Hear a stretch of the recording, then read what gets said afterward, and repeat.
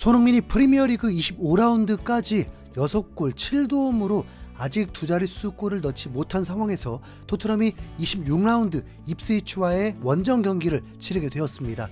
토트넘 경기 전에 에버턴이 맨유와의 경기에서 2대0으로 앞서다가 후반에 2실점을 하면서 무승부가 되었고, 승점 1점을 추가하면서 토트넘보다 순위가 한 단계 위로 올라가면서 토트넘은 13위가 되었습니다. 토트넘은 입스위치 경기를 이겨야만 단독 12위가 되는 상황입니다.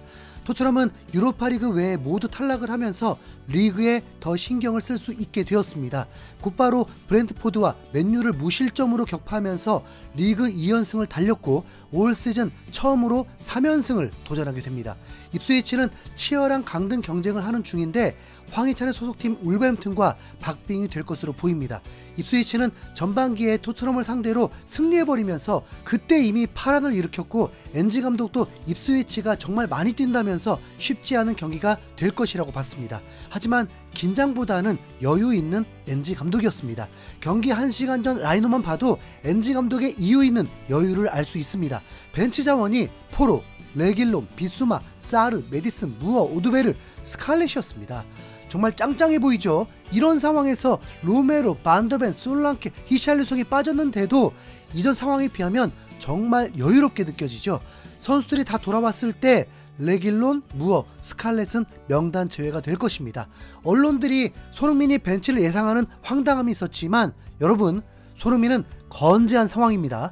비카리오 골키퍼, 스펜스, 단소, 아치그레이, 우도기, 벤탄쿠르, 베리발, 클루셉스키, 존슨, 텔, 손흥민이 선발 출전하게 되었습니다. 엔지 감독의 경기 전 인터뷰에서 베리발이 매우 성숙해졌다면서 극찬했는데 바로 선발로 활용을 하네요. 2경기 연속입니다. 우선 베리발도 지치지 않고 열심히 뛰는 건 인정하죠. 그리고 드디어 풀백 보조 날개의 스펜스 우도기 조합이 모습을 드러냈습니다. 이 경기는 승리는 물론이고 더욱 손흥민의 골을 바랄 수밖에 없습니다. 아스날과의 경기에서 패배할 때 득점한 이후에 4경기 동안 리그 득점이 없는 상황입니다. 하루빨리 리그 두 자릿수 득점이 되길 바라다 보니까 마음이 급해지네요. 클루셉스키가 미드필더로 나왔다는 게 조금 안심이 됩니다. 이번에도 일주일을 쉬고 그 사이 휴가도 줬다고 하니까 클루셉스키도 리플레시도 좀 됐을 거라고 봅니다. 젊잖아요. 경기가 시작되고 예상 밖으로 토트넘이 대위기를 겪게 되었습니다. 입스위치가 토트넘을 만만하게 보면서 엄청난 스피드로 공격이 가동되고 실점 직전까지 갔습니다. 옵사이드가 불리긴 했지만 정말 위험했습니다. 거기다 델랍이 아치그레이를 가볍게 제치면서 실점 위기가 있었습니다.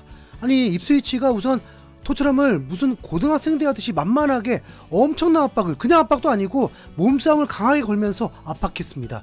10분 안에 토트넘은 골대를 맞는 실점 위기까지 겪어야 했습니다. 네, 심장 쫄깃했습니다. 우선 토트넘이 강한 압박에 고전했던 건 자주 봤던 건데요. 10분 동안 폭풍이 몰아쳤습니다. 손흥민은 볼 자체를 만져보지도 못했습니다. 입스위치도 그런 미친 압박을 계속 유지할 수는 없겠죠. 12분에 손흥민이 미친 스프린트를 보여줍니다.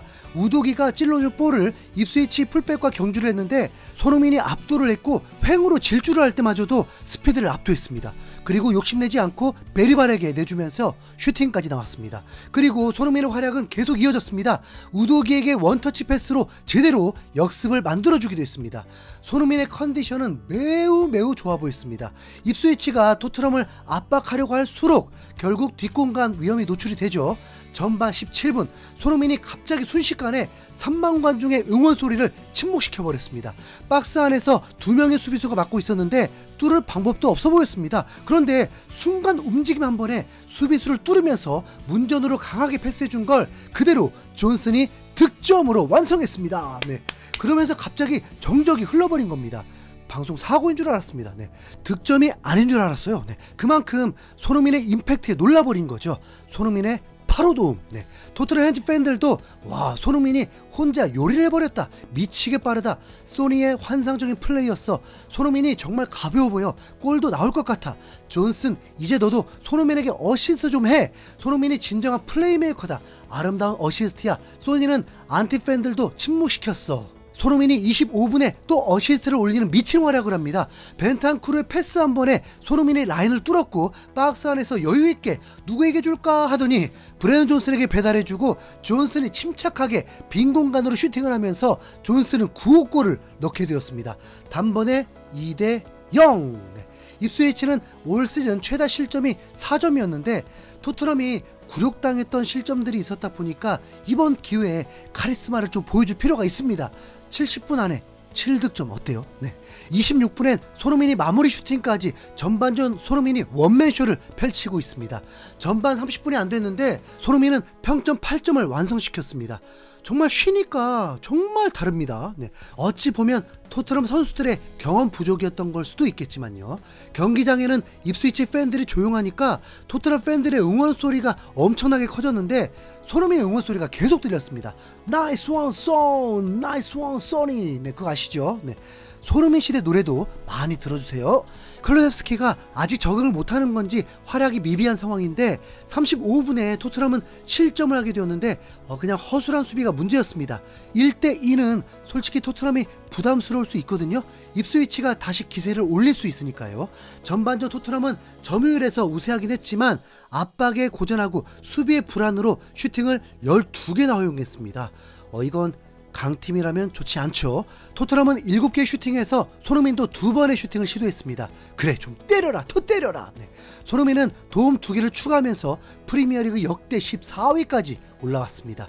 이미 토트넘에서는 역대 1위입니다. 손흥민은 4일 후에 맨시티와의 결전이 있기 때문에 70분 안에 무조건 교체가 될 것입니다. 그러니까 꼭 그 사이에 3번만 슈팅합시다. 그럼 골도 나올 테니까요.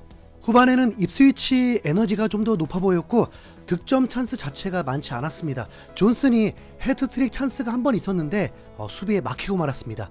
이후에 공방은 치열했지만 손흥민은 73분이 되어서 교체가 되었고 득점이 없어서 그런지 팀이 1점만 앞서 있어서 불안해서 그런지 표정이 그리 밝지는 않았습니다.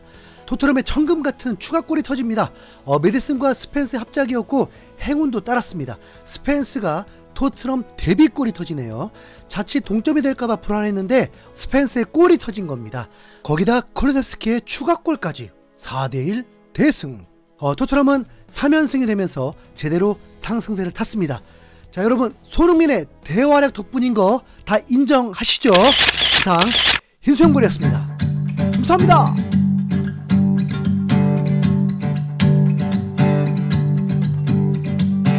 상상도 못할 일이 일어나 밤낮이 바뀌어도 난 행복해. 너의 그 찰칵 그 세레모니 득점왕 어시왕 이젠 캡틴 유럽을 뒤흔든 월드 클래스 웃음 마셔도 레전드야. 손이 시대를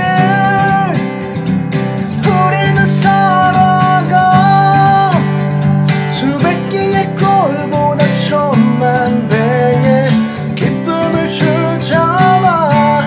손 부러지고 금 가고 터지고 쓰러져도 한계를 모르는 거친 호흡이 희망을 주잖아. 손의 시대